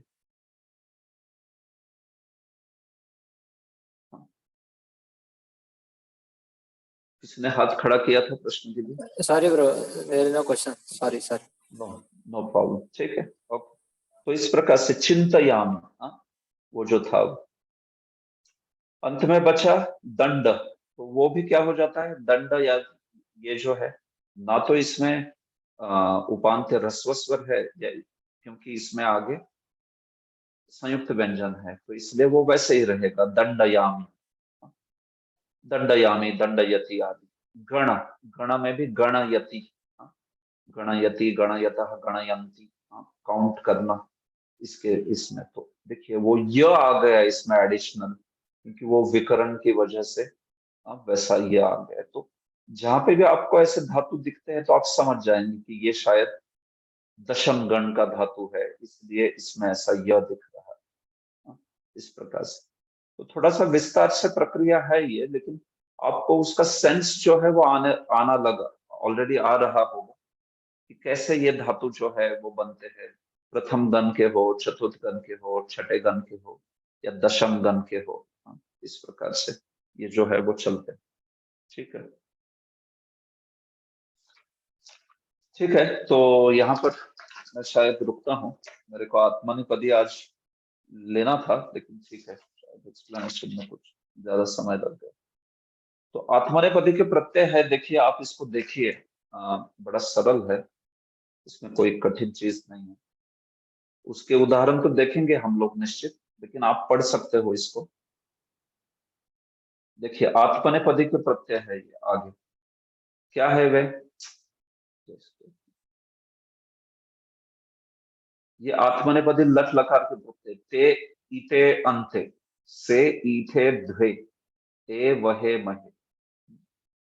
तो आत्मनेपदी धातु जो है, उन धातुओं को ये लगाएंगे तो ये सारे के सारे रूप बनेंगे। तो मैं आपको कुछ आत्मनेपदी धातु देता हूं, तो उसको आप फिर थोड़ा इसको घर पे देख के आना पहले ही, मतलब हम लोग जल्दी इसको कर सकते हैं। तो देखिए मैं आपको कुछ आत्मनेपदी के धातु दे रहा हूं अभी, उन धातुओं को आप थोड़ा प्रैक्टिस कीजिए। वादिगण के आत्मनेपदी के धातु, ईक्ष,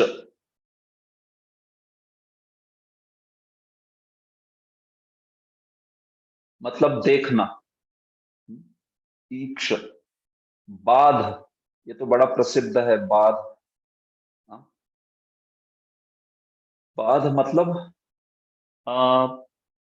टू निगेट, मतलब रोक देना किसी चीज को या दूर कर देना। इस पे बड़ा प्रसिद्ध प्रसंग है वो भोज राजा और कालिदास का, न शैत्यम बाधते राजन यथा बाधती बाधते, ऐसे। तो बाध धातु जो है वो आत्मनेपदी है, वो आत्मनेपदी प्रत्यय लेता है। भाष धातु जो है, भाष, बोलना, भाषते, तो वो जो है आत्मनेपदी प्रत्यय लेता है। मुद धातु जो है, मुद, हर्षित हो जाना, टू रिजॉइस। यत, मतलब प्रयास करना किसी चीज के लिए, टू स्ट्राइव। यतन्ते वगैरह है ना। रम, ये बड़ा प्रसिद्ध है, रम धातु। रम मतलब खेलना, स्पोर्ट, क्रीड़ा करना, रमो क्रीड़ायाम, राम में वगैरह यही धातु है, रम धातु, राम में। रमन्ते योगिनो नमते। लभ धातु है, बड़ा प्रसिद्ध। लभ मतलब प्राप्त करना, लभते, ये सारे रूप बनते हैं इससे। वृत धातु है, वृत, ये भी बड़ा प्रसिद्ध है, वर्तते आदि शब्द बनते हैं, वृत, टू बी, सत्ता में है ये, टू एग्जिस्ट, टू बी। जैसे भू, भू धातु है, वैसे वैसे ही सेव धातु है, सेव, मतलब सेवा करना, सर्व, सेव। शुभ धातु है एक, शुभ, मतलब चमकना, शोभते, ठीक है। तो ऐसे, तो देखिए ये सारे धातु जो है ना, इन धातुओं में अगर आप देखोगे तो वादिगण के है, तो वो पहले वाले वादि के ही नियम लगेंगे। क्या नियम है, उपांत्य ह्रस्व है तो उसको गुण होना चाहिए, अंतिम स्वर है तो उसको गुण होना चाहिए। जो भी लट लकार के नियम देखे ना पहले वादिगण के, तो वो सारे नियम इसको लगेंगे कि ये प्रथम गण के है सारे। तो इसको आप जरा देख लेना, ये मैं पूछूंगा अगली बार आप आओगे तो कैसे लगेगा। जैसे ईक्ष धातु है, तो देखिए इसमें ना तो अंतिम स्वर है, ना उपांत्य ह्रस्व स्वर, तो ये बस सीधा सीधा विकरण ले लेगा, ईक्ष प्लस अ, ईक्ष। तो अभी इसको जोड़िए आप उन प्रत्ययों से और बन जाएगा ये ईक्षते। ईक्ष प्लस ईते बनेगा ईक्षेते, ईक्ष प्लस अंते ईक्षन्ते, ईक्षसे, ईक्षेथे, ईक्षध्वे। अभी ये जो ए है, एकार, तो एकार हो या अकार हो तो उस वक्त विकरण ड्रॉप करना पड़ता है, एकार भी उसमें आएगा विकरण ड्रॉप करते। तो ईक्षे, ईक्षा वहे, ईक्षा महे, ऐसे बनता है ये। जैसे मैंने लभ का भी दिखा दिया है, लभते लभेते लभन्ते, लभसे लभेते लभद्वे, लभे लभामहे लभावहे, ये बात है। लभे, रमे, ऐसे सारे पद बनते हैं इसके। तो ये भी बहुत यूजफुल है आत्मनेपदी, कारण क्योंकि आप बहुत जगह देखोगे। भाषते है क्या नहीं, क्या बोलते हैं कृष्ण, अशोचानन्वशोचस्त्वं प्रज्ञावादांश्च भाषसे। भाषसे मतलब इसका कौन करता हो गया, भाषसे यानी, ये सत्यानंद प्रभु, भाषसे यानी कौन करता हो गया इस वाक्य का।